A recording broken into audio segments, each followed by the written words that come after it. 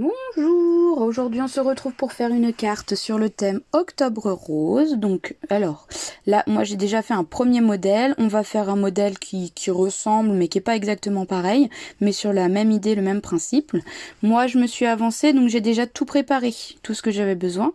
Donc là on est sur une base de carte qui fait 10 par 21, donc en fait elle fait 20 par 21 et je l'ai pliée en deux. J'ai aussi réalisé donc un fond qui est festonné, un rectangle festonné. Un deuxième qui est un tout petit peu plus petit en fait que je viendrai superposer. Et pour faire ces découpes, je me suis aidée des dies de chez Action pour faire les slime line. Je sais pas trop le dire, mais voilà, les slime line. J'ai également préparé des cadres. Donc là, j'en ai fait plusieurs exemplaires et un de couleur. C'est pour éviter d'utiliser de la mousse 3D en fait, pour que mes sequins ou mes décos de shaker ne se fassent pas la malle. J'ai fait la même chose pour la découpe avec les cercles au milieu.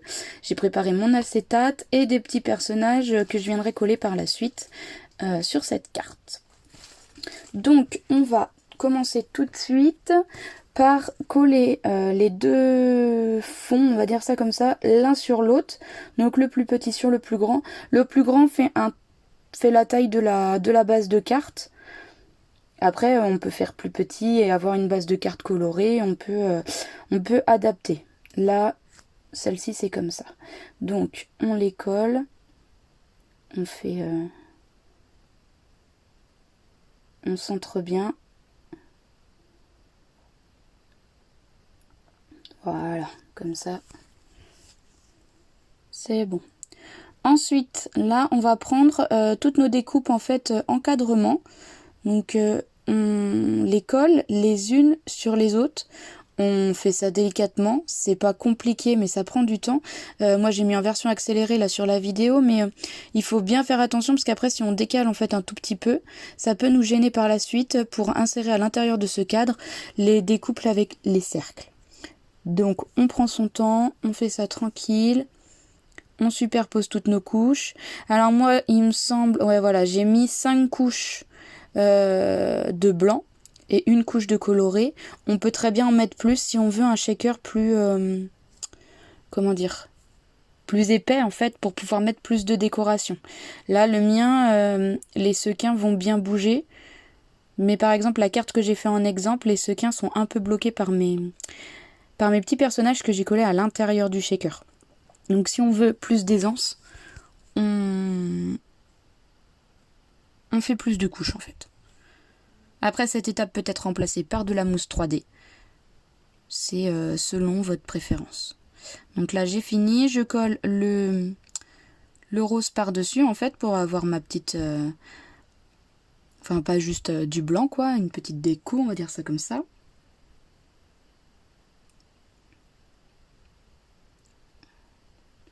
Donc c'est pareil, on fait attention. C'est pas que c'est compliqué, c'est juste qu'il faut bien le mettre dès le début. Voilà.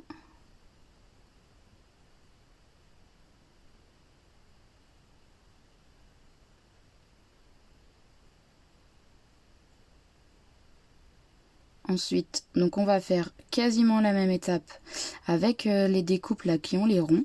Sauf qu'on va en garder, donc on va mettre notre acétate et une dernière couche de côté.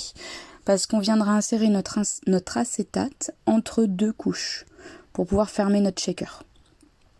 Donc là c'est pareil, on colle bien, on fait bien attention autour des cercles parce que c'est par là que pourront sortir les sequins ou les paillettes ou ce qu'on va pouvoir mettre à l'intérieur de notre shaker. Donc on fait quand même attention que ce soit bien collé sans que ça déborde non plus, parce que si la colle déborde, les sequins vont se coller sur les parois des cercles.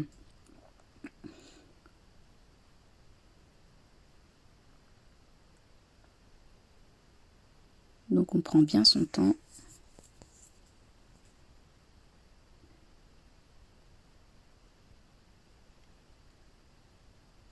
On arrive au dernier.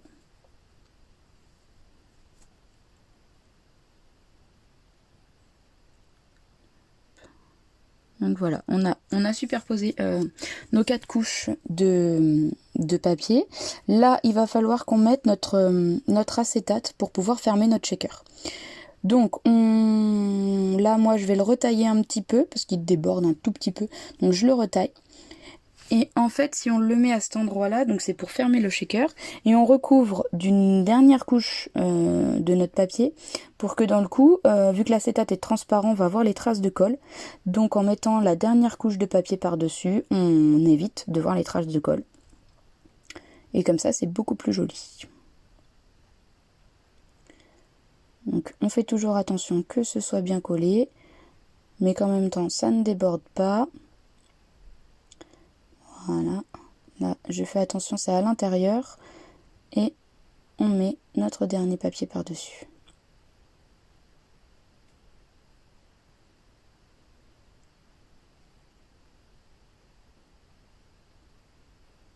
Voilà. Donc, maintenant, on a toutes nos parties en fait de prêtes. Il ne va plus que nous rester la décoration et le montage. C'est ce qui est le plus simple, on va dire ça comme ça. Donc là, j'ai mis le cadre autour de la partie shaker. Voilà, dans le coup, j'ai bien collé. Mais tout ça, dans le coup, tout rentre parfaitement. Là, je vais mettre mes petits sequins donc à l'intérieur de mes fenêtres, on va appeler ça comme ça, de mes fenêtres. Donc je fais mes petits tas de sequins.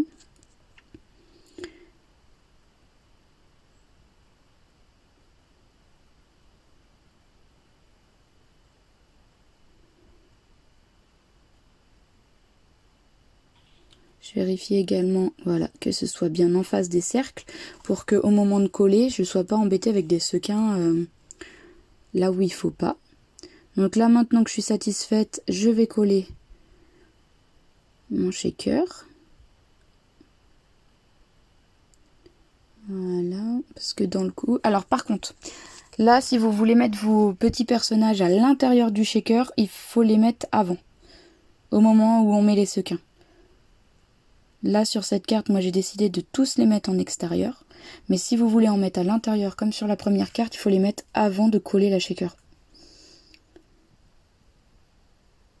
Voilà, je vérifie que mes sequins bougent bien. Vous voyez, ils bougeaient un petit peu moins sur cette carte-là. Il y a les personnages qui gênent. Et là, ça bouge bien.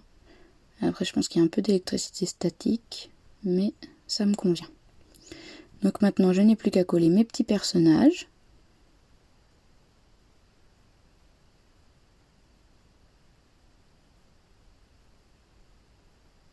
Il y en a un qui s'envole.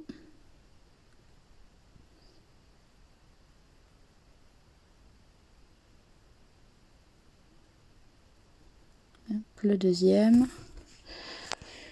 Et on va finir avec le dernier.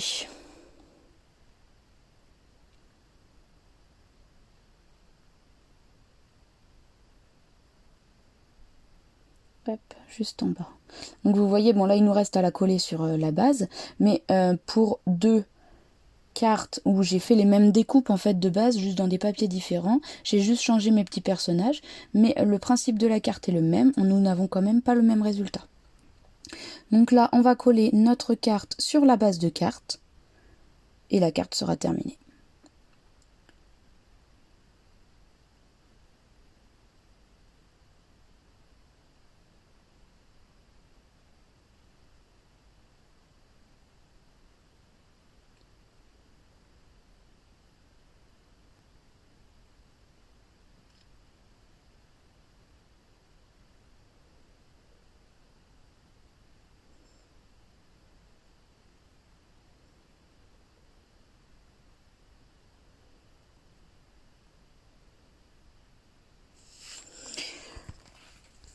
Hop, et voilà, la carte est collée, donc c'est terminé. J'espère que ce petit tuto vous aura plu et on se dit à très vite pour une prochaine vidéo.